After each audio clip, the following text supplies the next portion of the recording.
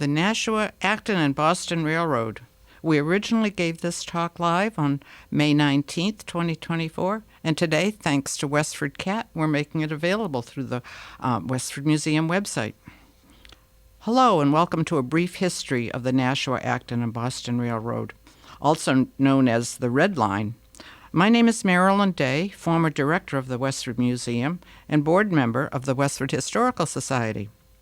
As I said, we first gave this presentation on the 19th of May.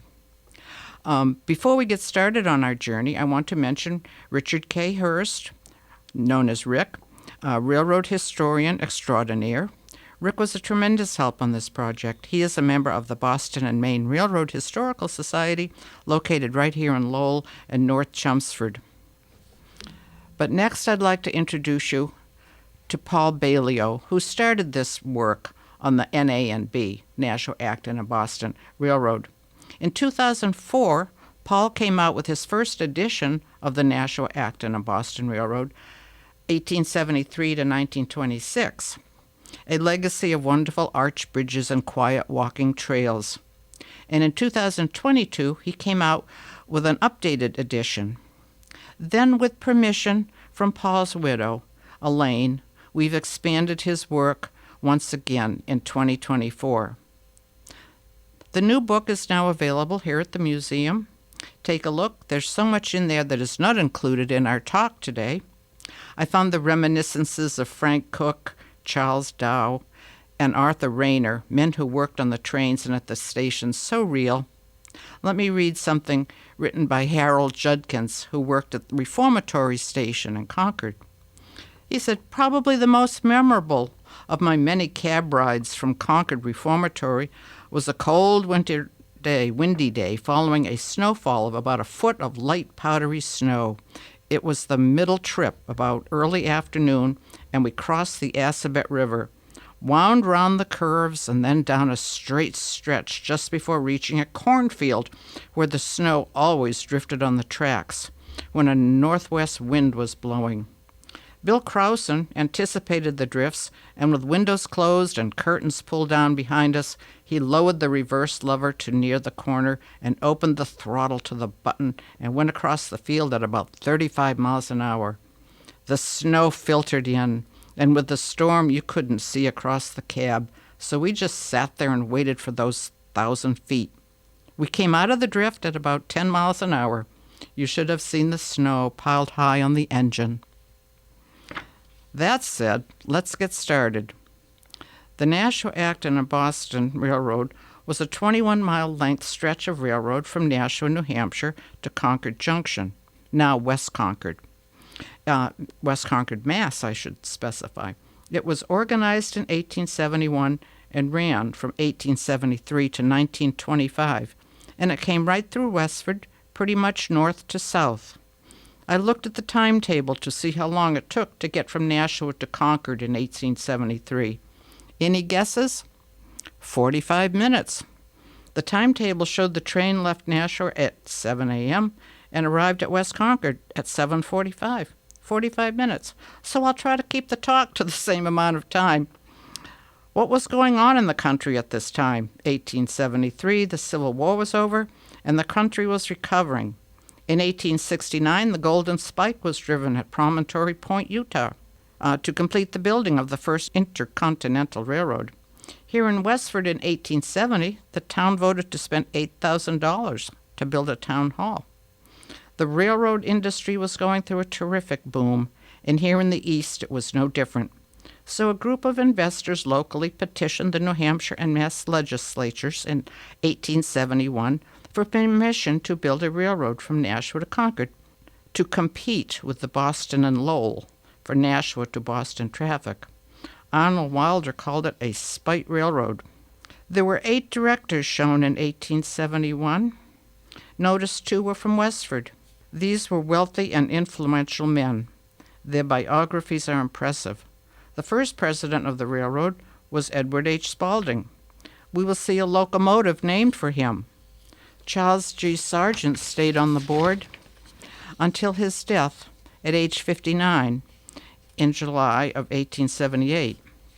Jacob Smith, who lived in the area of 130 Concord Road, resigned in 1872. By the November meeting, there were 13 directors listed, and Peter Bent Brigham was chosen president. Yes, Peter B. Brigham of the hospital of the same name. Cyrus Wakefield was another extremely wealthy individual and philanthropist. He donated money to build the town hall in South Reading. He died in 1873. The town of South Reading was named for him and became Wakefield, Mass. The directors laid out the proposed route from Union Station in Nashua through Dunstable, a corner of Groton, and then into Westford, where it came along West Street, down through Westford to join up with the Framingham and Lowell Railroad at North Acton, more recognized as the New Haven or Old Colony at Route 27. From there, the NA&B had trackage rights to Concord Junction. Then they had to build 7 new stations: Audison Street in Nashua, Dunstable, East Groton, 3 in Westford, and 1 in North Acton. That was just the tip of the iceberg. As well as building stations and tracks, they had to buy up land for the route. The contractor had to build 3 arch bridges, underpasses, abutments, grade crossings, and don't forget they had to buy locomotives and freight and passenger cars and hire personnel. And this was the age of pre-telephone. It was all letter writing and personal visits. The depots were to be vermilion in color, red-orange. This picture of the Wayland Depot from this year's Middlesex Savings Bank calendar is probably pretty close to that color. In Ronald Carr's book, Lost Railroads of New England, you get a look at this railroad map of just one portion of Massachusetts. Each of those numbers represents a railroad line. Number 42 is the NA&B. You think there was a little competition? As I said earlier, the NA&B Railroad built this line to compete with the Boston and Lowell for Nashua to Boston traffic. It became part of New Hampshire's Concord Railroad system by a lease agreement in 1876, and in 1889, the Concord and Montreal, before passing to the B&M in 1895. This shows all the rail lines in the coastal part of Massachusetts, also from Ron Carr's book. Notice number 173, Hamilton to Wenham. That line was built by Robert Parker Woods. As you can see from the slide, the directors chose Robert Parker Woods to build the NA&B line. He was one of 5 brothers. They had been building railroads in the South and were interrupted by the Civil War. So they came back to their hometown of Groton, more likely Ayr, in Mass, and they built Massachusetts Central Railroad from South Lancaster to Hudson, Mass, and then the NA&B. We'll see those granite bridges and an iron bridge on later slides. 2 new engines were built for the NA&B at the Mason Machine Works in Taunton, Mass. There's the Peter B. Brigham and the Edward H. Spaulding. Here's the Mason Machine Works in 1898 in Taunton. These were huge factories employing hundreds of workers. The Globe Locomotive Works in South Boston built Souther engines. And there was the Hinckley and Williams Works in Boston, which produced Hinckley engines. And in Manchester, New Hampshire, there was the Manchester Locomotive Works. So you get the picture. This was a big industry in the area. Peter B. Brigham drove the last spike on May 7th, 1873, and operations began on June 11th. But first they celebrated with a grand opening of the new railroad on June 10th, 1873, by an excursion to Providence. Here it is, only the end of July 1873, and we're already on our 3rd timetable. We see a listing for all those new stations we talked about. The route started at Union Station in Nashua. This was a large railroad hub. A blueprint of the junction dated 1896 was uncovered by Rick Hurst recently. Look at all the different lines coming into this station. We have the Nashua and Lowell Railroad, the Worcester and Nashua Railroad, the Nashua, Acton, and Boston Railroad, and upside down it says the Worcester, Nashua, and Rochester Railroad. The Brackett Shoe Factory is right along the side. Did any of you ever see this station? I know I'm really dating myself, but I grew up in Amherst, New Hampshire, and a few times I went with my parents to this station where we'd drop off a passenger or pick up somebody, typically my sister. However, I don't remember the station, but I remember the trains. Remember our friend Charlie Hildreth, who lived at 25 Boston Road and who was town clerk in Westford for at least 50 years and took over 900 glass plate negatives that Dan LaCroix has scanned? Among those plates is this wonderful one of Nashua Junction. Look at the wooden platform. Are any of you familiar with the railroad station paintings by Arch MacDonald? Here is his view of Nashua Junction, with a link to some of his depot paintings. Talk about an ignominious ending. The station was demolished in 1965, and a Howdy Beef Burger restaurant was put in. Today, at the corner of Temple and East Hollis Street, the Nashua Diner has taken Howdy Beef Burger's place. In our story of Nashua Junction, we have a Westford connection. This is the roundhouse used to turn the engines around and to do repairs at Nashua. It was here that the E.H. Spaulding fell off the turntable into the pit. Remember that Carmine engine on the inauguration trip? Samuel Eager, the engineer, was killed in this accident on December 20th, 1875. It turns out that in 1855, Samuel Eager and his wife were living with his parents, the Winslow Eagers, at 91 Powers Road in Westford. You may recognize it as the location of the Samuel Fitch House Bed and Breakfast. And that's the Littleton town line on the map. In 1875, Samuel was living in Nashua, and that is where he was buried. The Otterson Street Station in Nashua was one of the 7 new stations to be built. It served a large manufacturing area and had a very large freight house that was 82 feet long. Moving south out of New Hampshire, we crossed the state line into Dunstable. Notice Flat Rock Quarry on the map, as well as the 2 beautiful bridges. Here is one of those granite bridges called the Salmon Arch Bridge over Salmon Brook in Dunstable. Another granite bridge in Dunstable is the Joint Grass Brook Arch Bridge. The granite for these 2 bridges came from that Flat Rock Quarry in Dunstable. It is located right along the route. They probably used the trains to ship granite. We have a postcard picture of Dunstable Station. If you're familiar with Dunstable, the station was located near Depot Street and Main Street. The Cheney family ran this station, starting with Thomas F. Cheney, then his son Charles, to be followed by granddaughter Ethel Cheney Sargent, who was the last station agent here. Here they are loading apples. You can read the quote from Charles W. Dow.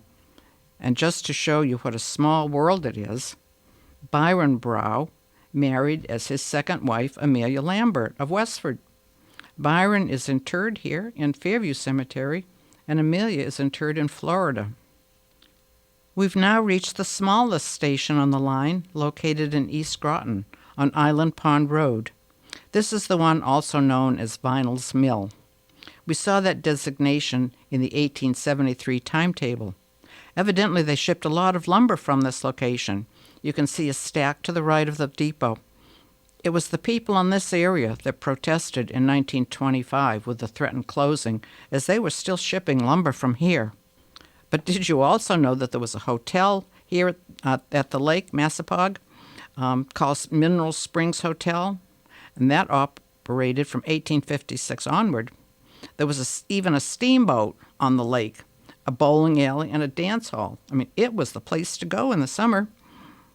Coming down from Groton, East Groton, you finally reached Route 40, and after crossing it, the line went along the westerly side of West Street in Westford. The old roadbed is still very visible along here. We're at the intersection of North Main and West Street. In the 1853-55 map, there is a schoolhouse drawn in that triangle. And as you can see, there are yet no NA and B tracks. In 1999, Jane Hinckley rescued something called the Town Plan Book from a dumpster behind the town hall and brought it to the museum.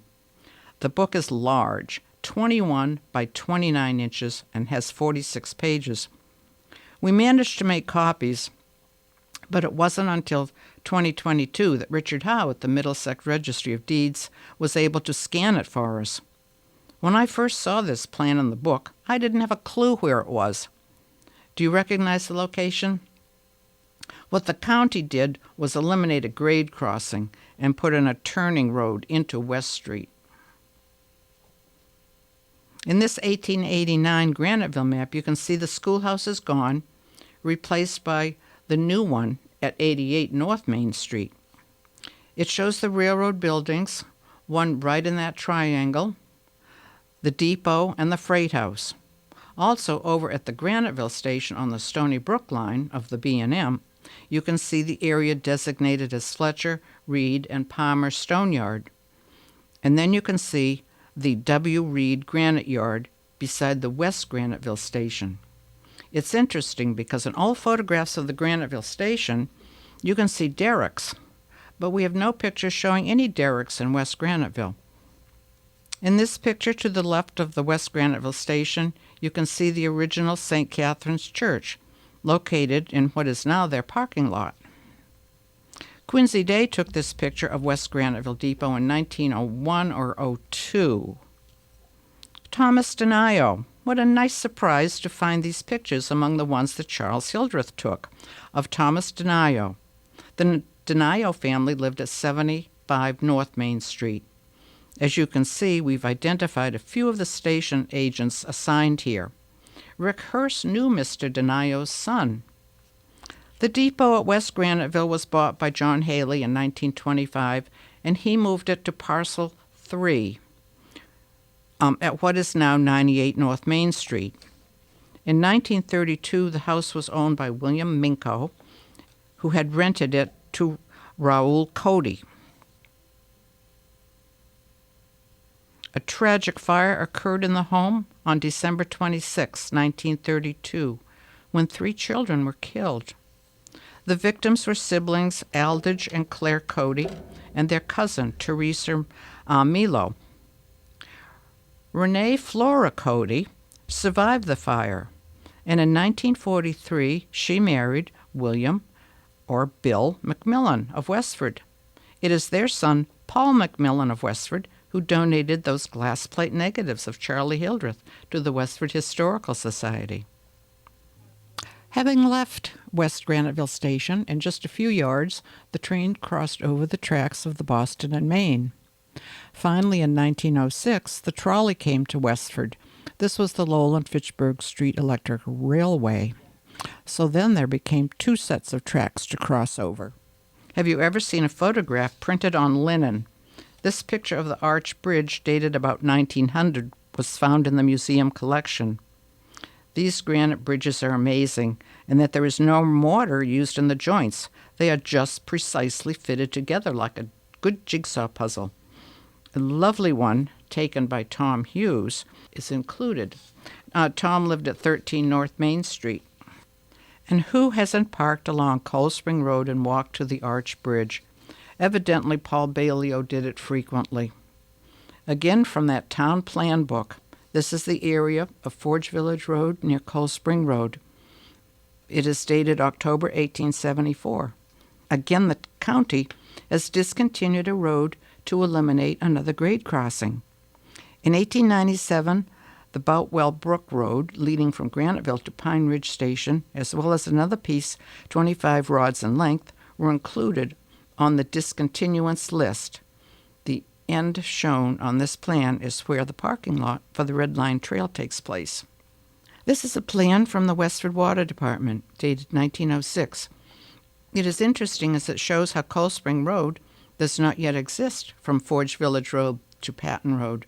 It was just an access road to the buildings in the train yard. So we have passed under Forge Village Road and have arrived at Pine Ridge Station. Because the track is down so low, it makes the station look like it's sitting on a hill. You can see the Pine Ridge sign on the right-hand end of the building. Originally called Westford Station by the NAMB, it must have caused no end of confusion before it was named Pine Ridge Station by Boston and Maine, as they already had a Westford Station over on Depot Street. This photograph, taken from Forge Village Road, gives you a good view of that trench, as well as the depot, the freight house, and the section house at Pine Ridge Station. We also have a snapshot of an iron railroad bridge from the Hildreth collection, although the exact location is not known. Let me read this piece written by Gordon Seavey, which was carried in the Lowell Sun on July 5, 1983.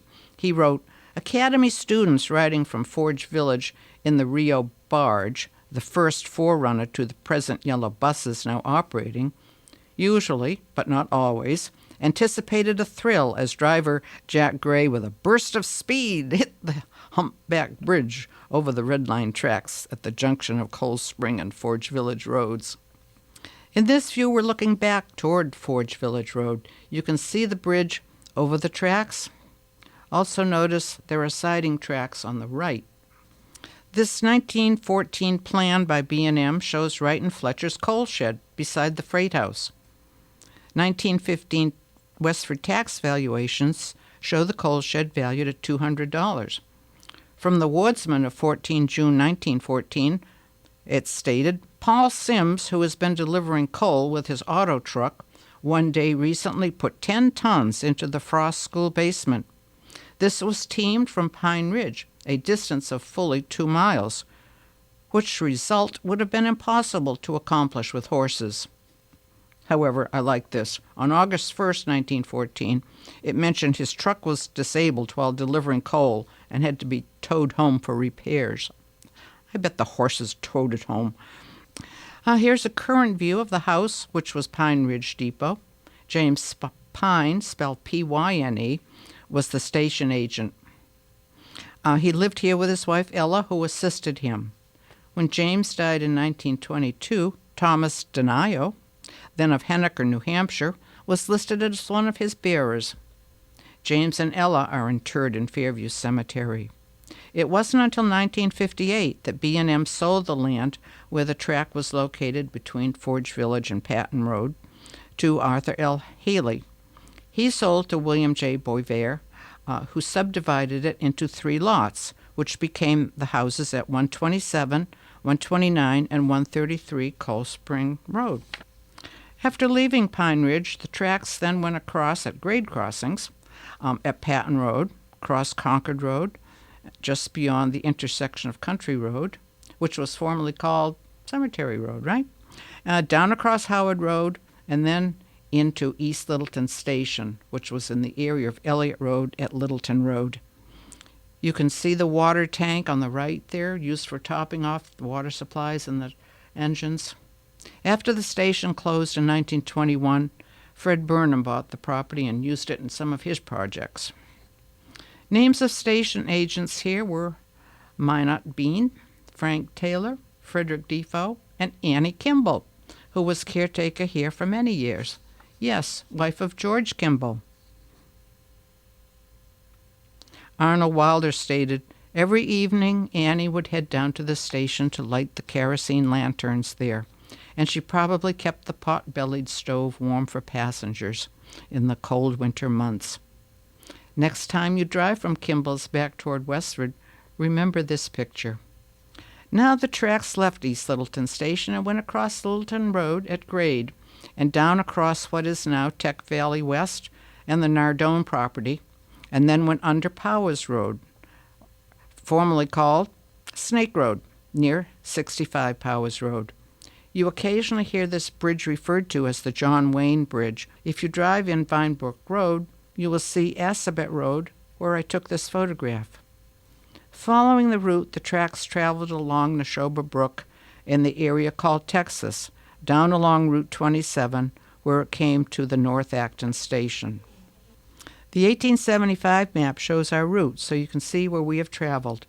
Just a plug here, these maps are available in the museum store. So we've reached Route 27. The 1875 map of North Acton shows the NAMB and the Framingham and Lowell Railroad lines running parallel to each other. The new line from Nashua, built for the NAMB, ended here. This is the new line. A lease agreement called trackage rights with the Framingham and Lowell. The line continued on tracks which ran parallel to the Framingham and Lowell to West Concord for another 4.3 miles. Here is a typical station floor plan. Most of these plans are included in our book. And this shows the arrangement of the tracks with Mr. McCarthy's cattle pen right in the middle.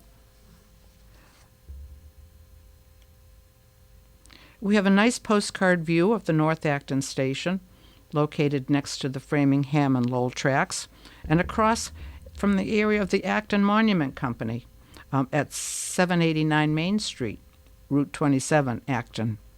It shows the North Acton station on the left, the freight house in the center, and on the far right are the tracks of the Framingham and Lowell Railroad. According to Paul, this was the first true station built by the NAMB, and it was torn down in 1925. This section of East Acton was known as Weatherby's Mill. To orient you, Bursaw's gas station is on the westerly side of Route 2A in this area. Here we are in East Acton, showing the track of both the Framingham and Lowell and the NAMB, clearly visible. Icehouse Pond is in the background. This depot was shared with the Framingham and Lowell. Arthur Rayner was a longtime station agent here. He shares his memories of his station and states this station was taken down in 1938. Every time you drive 2A to Concord, you go right past this location, now called Weatherby's Plaza. Do you recognize it? On the left is the Rayner House, now remodeled and used by businesses, as well as the Weatherby House. Not directly on the NAMB route, but nearby on the easterly side of Route 2, across from the prison, was the site of Reformatory Station. Looking east toward Bedford, this was a boarding house, as well as a depot.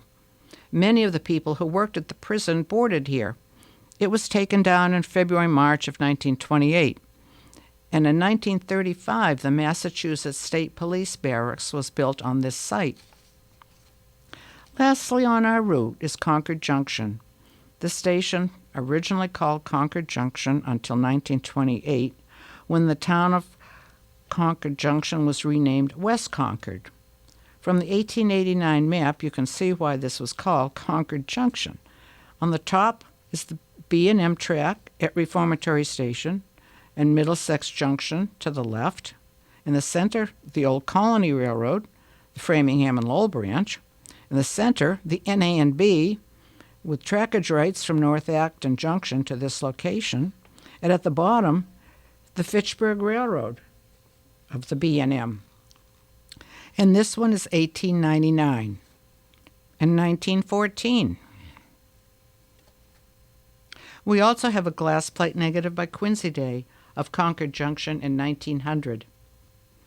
So in wrapping up, you can see the many changes of ownership the NAMB went through in its 54-year history. Why did it become the Red Line, and why did the Nashua, Acton, and Boston Railroad come to an end? The area it served was just too rural. Not enough freight or passengers. And remember Mr. Carr's map where we saw at the beginning? It makes me think of the term oversaturation, like a Dunkin' Donuts on every corner. How is anybody going to make money with so many competitors? You end up buying the competition. We saw this recently in a talk given at the Littleton Historical Society on the Conant-Houghton Mill, which became United Elastic, and then they were bought by J.P. Stevens, and very soon after, they were eliminated. And then the competition, of course, the biggest one, the automotive industry, cars and trucks. The government even started moving some of its mail business from trains to trucks. If you get a chance, read June Kennedy's Westford Recollections, where Otis Day talks about teaming produce to Boston. He says, there was a platform in the front of Ben Prescott's store. This store was located right about where the driveway is to the library. Alison Kimball, who lived at what is now 37 Graniteville Road, used to go up there and load up. The farmers would bring in their berries and whatnot there, and then, 6 o'clock or so after that, as soon after that, they'd put the canvas over the wagon and start for Boston. The load was all tied, and away we'd go lickety-split. No, not very fast. We'd get out of Carlisle 8 or 9 o'clock, depending on what time we left Westford. We stopped in Carlisle at a place and picked up some stuff, and then from there continued on in through Bedford and Lexington, Arlington and Somerville, and then into Faneuil Hall Market. You'd get into Lexington about midnight and pull up there, and then after the horses had their feed, we'd put the bridles back on and head into town. You know, under the wagons there was a lantern hanging. On all those wagons they had a snap and a strap where they could hang a lantern, and as you were teaming along in the wagon, the lantern swayed a little. And as you were sitting there in the seat, you couldn't see the horses much, but you could see the light from the lantern. So they got to Somerville about 4 a.m. Coming home, they left mid-morning and got back to Westford mid-afternoon. Then they'd skip a day, and on their day off, a different team would go in. These farmers were shipping in eggs and perishable produce. They had factors all lined up to buy their goods, and then they'd bring back the empties, barrels and crates. With their buyers all set up in dealing with perishables, they're not going to bother with trains. The teaming business evolved, and later right here in Westford we had Wright Trucking, and who was shipping produce to Boston, and wool from the Abbott Worsted Company, especially later during World War II, truckloads to Philadelphia to be made into uniforms. So why would the B&M hang on to a money-losing line? The answer is they didn't. And on August 22nd, 1924, B&M filed a petition for abandonment of the old NA&B Railroad with the states of Mass and New Hampshire. There were some protests, mainly from those farmers and lumbermen in Dunstable. Otherwise, there were none. By April 1925, the petition was approved, and on June 1st, 1925, the railroad was abandoned. And so the railroad built as direct competition to the Boston and Lowell, which became part of the Boston and Maine Railroad in 1895, was now abandoned by the Boston and Maine. However, all is not lost. Today, towns along these abandoned railroad routes have turned their rails to trails. Most notably in our area is our own Stone Arch Bridge Trail, and of course the Bruce Freeman Rail Trail.